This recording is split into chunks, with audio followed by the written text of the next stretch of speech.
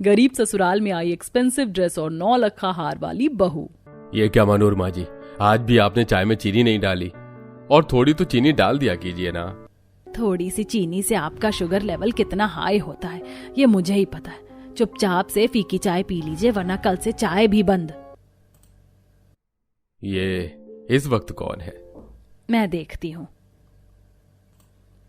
मनोरमा दरवाजा खोलती है तो 2 डिलीवरी बॉय बड़े बड़े बॉक्स लेकर मनोरमा के घर में आते हैं। साइन करने के बाद राजेंद्र और मनोरमा बॉक्स को खोलते हैं तो उसके अंदर ढेर सारी सुंदर सुंदर एक्सपेंसिव ड्रेस होती हैं, जिसका बिल देख।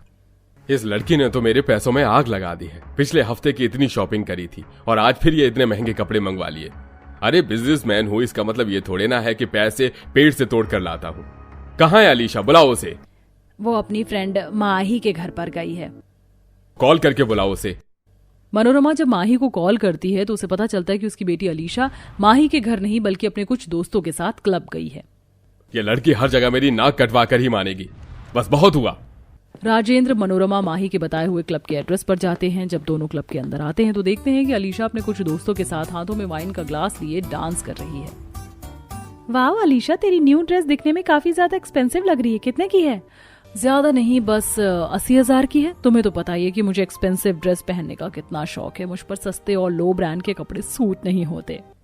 और साथ में ये भी बता दो कि इस एक्सपेंसिव ड्रेस के पैसे देता कौन है? पापा मम्मी, आप दोनों यहाँ? मुझे तो तू बोल कर गई थी कि अपनी सहेली के घर जा रही है और तू यहाँ इस तरह इन कपड़ों में हमारा नाम उछाल रही है। चल घर। मम्मी पापा, ये मेरी लाइफ है, इसे मैं अपने तरीके से जीऊंगी। ये लाइफ भी हमने ही तुमको दी है, चुपचाप से चल रही हो या नहीं? राजेंद्र अलीशा का हाथ पकड़ता है और उसे जबरदस्ती कार में बिठाकर घर ले आता है। अगले दिन अलीशा जब हॉल में आती है तो अपने माता पिता को कुछ पेपर पर साइन करते हुए देखती है। ये किन पेपर्स पर साइन कर रहे हैं? हम अपनी सारी प्रॉपर्टी अनाथ आश्रम के बच्चों के लिए दान कर रहे हैं। माँ पापा, ये क्या कर रहे हैं? मैं आपकी इकलौती बेटी हूँ, सारी प्रॉपर्टी ये मेरी है। तुमने बेटी होने वाले कुछ काम किए हैं अभी तक? पढ़ाई बीच में छोड़ दी, बिजनेस संभालने को कहा तो वो भी तुमसे नहीं हुआ।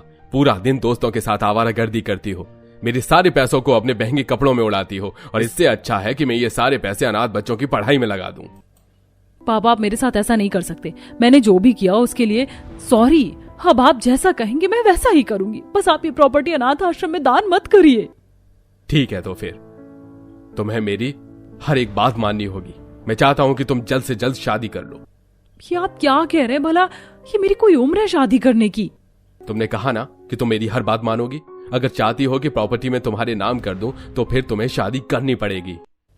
लाखों करोड़ों की प्रॉपर्टी अपने हाथ से जाता देख ना चाहते हुए भी अलीशा शादी के लिए हाँ कर देती है। अलीशा के पिता उसकी शादी एक अमीर घर में करने की बजाय एक गरीब मामूली घर में तय कर देते। इसी तरह कुछ समय गुजरता है और आज अलीशा की शादी का दिन होता है। अलीशा अपने कमरे में तैयार हो रही होती है कि तभी अलीशा की माँ मनोरमा उसके कमरे में एक 9 लखा हार लेकर आती है और अपनी बेटी को पहनाती है। ये 9 लखा हार तो काफी सुंदर है। तुम्हारी नानी माँ ने मेरी शादी में मुझे दिया था और कहा था कि जब मेरी बेटी हो तो उसकी शादी में मैं उसे दूं। इसे संभाल कर रखना। कल से तुम अपनी नई जिंदगी की शुरुआत करोगी तो घर परिवार को साथ लेकर चलना और सबके साथ अच्छे रिश्ते बनाना।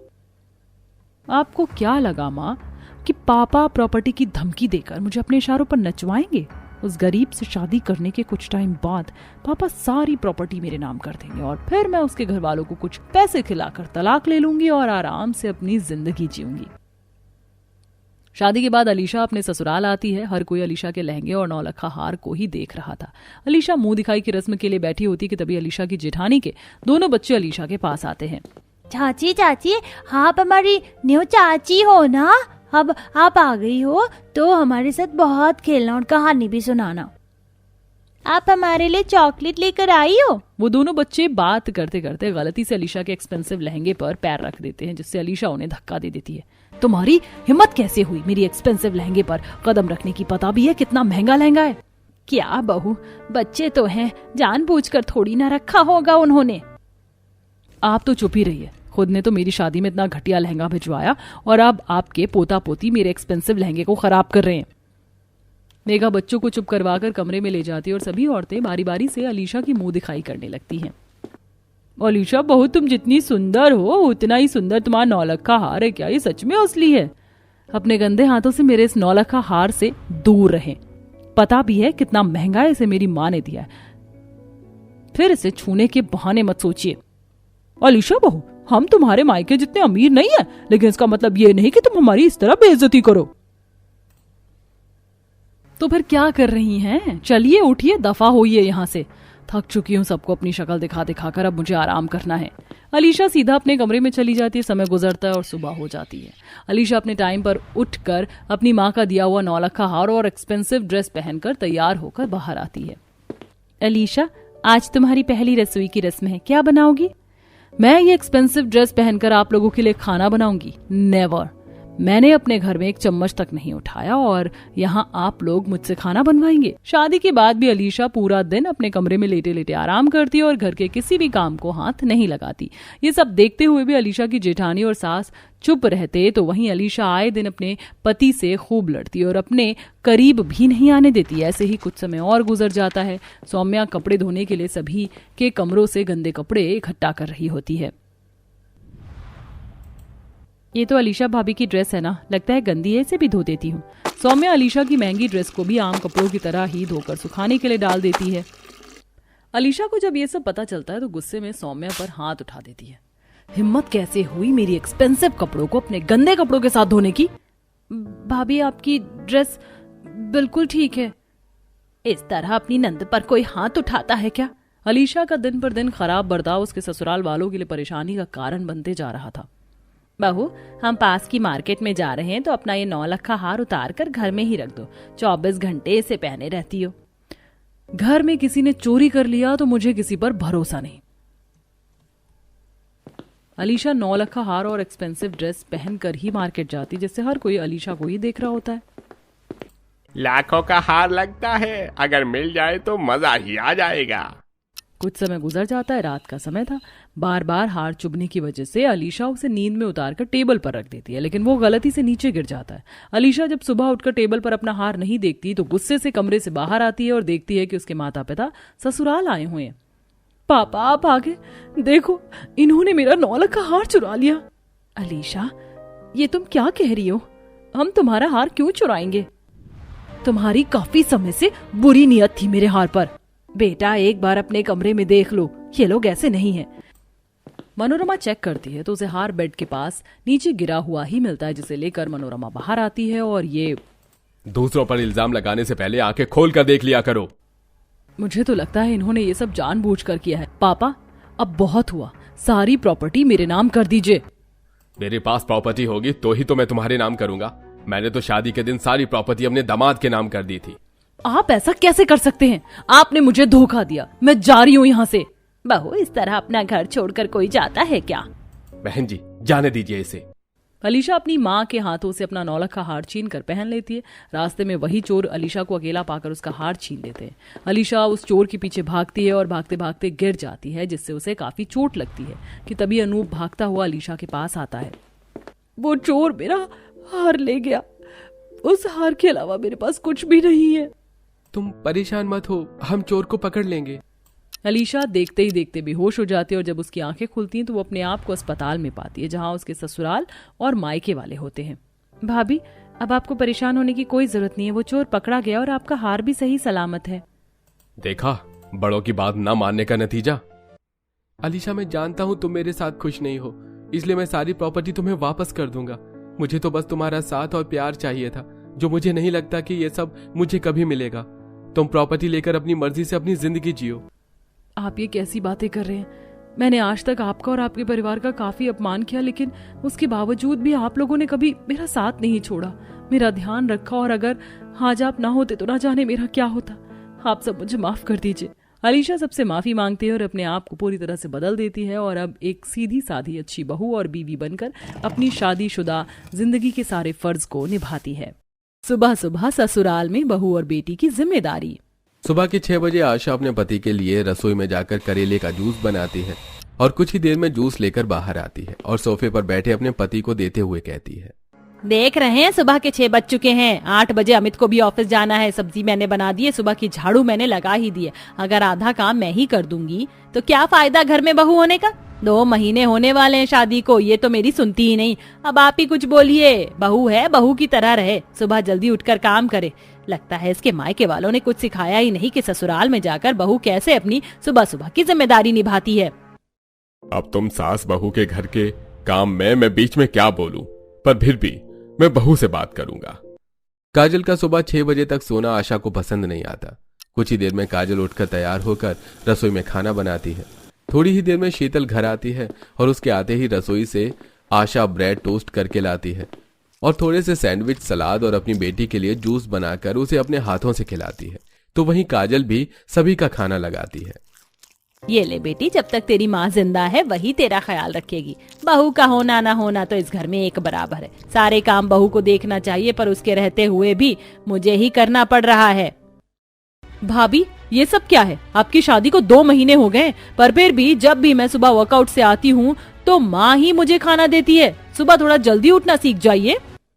ये सारी बातें खाते टाइम करना जरूरी है क्या? बहू धीरे धीरे हमारे घर के तौर तरीके सीख जाएगी। सुबह 6:30 बजे उठ रही हूँ, वो क्या कम है? इन माँ बेटी को क्या बस बहू की कमियां निकालना आता है? और इस महारानी जी को देखो, सुबह 5 बजे उठकर घर से बाहर चली जाएंगी और सीधा 7 बजे आती है। सब कुछ किया कराया मिलता है, इसीलिए इतराती है। देखूंगी मैं भी जब ये ससुराल जाएगी। काजल अभी ससुराल में नई थी, इसीलिए वो कुछ नहीं बोलती। इसी तरह कुछ दिन बीत जाते हैं और शीतल अपने सारे गंदे कपड़े अलमारी में रखती है। तो वहीं जब काजल सारे गंदे कपड़े मशीन में धो रही होती है तो आशा अपनी बहू को आवाज देकर अपने पास बुलाती है, जो कि हॉल में बैठी थी। बोलिए माँ जी, क्या हुआ? बहू, अभी तक तेरा काम खत्म नहीं हुआ?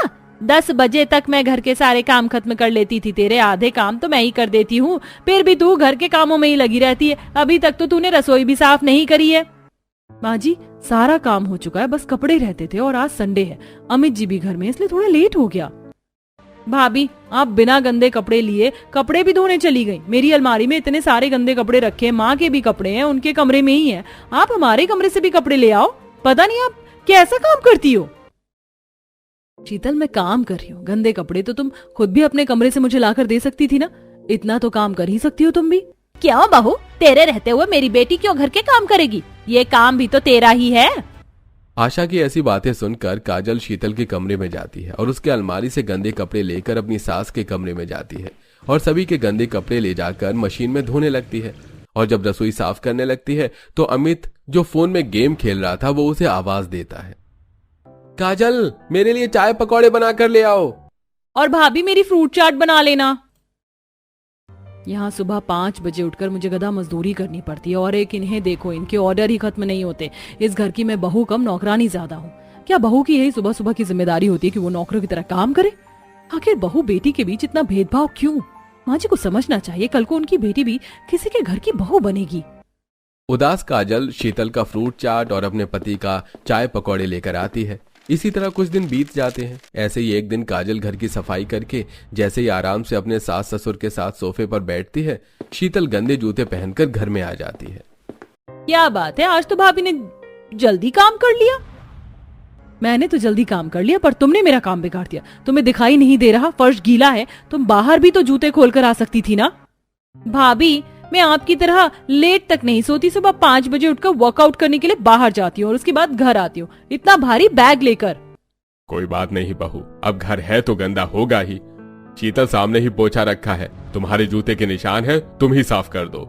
मेरी बेटी क्यों करेगी? बहू किस लिए लाए हैं? ताकि उसके रहते हुए मेरी बेटी घर के सारे काम करे। बहू, तुम खुश नसीब हो जो तुम्हें ऐसा ससुराल मिला। अगर अपनी पड़ोसन शांति बहन होती ना तो वो सुबह 4 बजे ही उठती और सारा काम करवाती तुमसे। बहू बेटी में कितना फर्क किया जा रहा है। माँ जी करती तो ऐसे हैं जैसे उनकी बेटी कभी बहू ही नहीं बनेगी। कोई बात नहीं, मायके में जितना राज करना है कर लो नंद जी, ससुराल में मैं भी देखूंगी। काजल मुंह बनाकर फिर से घर में पोंछा लगाती है। इसी तरह कुछ दिन बीत जाते हैं और अकेले काजल सबके लिए डिनर तैयार करती है और इसी बीच शीतल रसोई में आती है। शीतल को देख काजल उससे कहती है, शीतल, मैंने सारा खाना बना दिया, बस रोटियां रहती हैं। तुम खाना डाइनिंग टेबल पर लगाओ, मैं रोटियां लेकर आती हूँ। भाभी, मैं यहाँ पानी लेने के लिए आई थी, मैं बहुत थक गई हूँ, आप ही करो ये काम। शीतल, इतना आराम और आलस सही नहीं। कल को तुम्हारी भी शादी होगी, तुम भी किसी के घर की बहू बनोगी, वहाँ कैसे करोगी काम? भाभी, मैं लव मैरिज करूंगी, मेरे ससुराल वाले मुझसे इतना काम करवाएंगे ही नहीं। इतना बोलकर शीतल पानी की बोतल लेकर बाहर चली जाती है और काजल अकेले सबको खाना खिलाकर पूरी रसोई की साफ सफाई करती है। इसी तरह कुछ दिन बीत जाते हैं और शीतल रवि नाम के लड़के के बारे में घर वालों को बताती है और बहुत जल्द शीतल का रिश्ता रवि से लग जाता है। रवि और उसकी माँ आशा के घर आई थी और हॉल में बैठे थे और चाय नाश्ता करते हुए बातें कर रहे थे।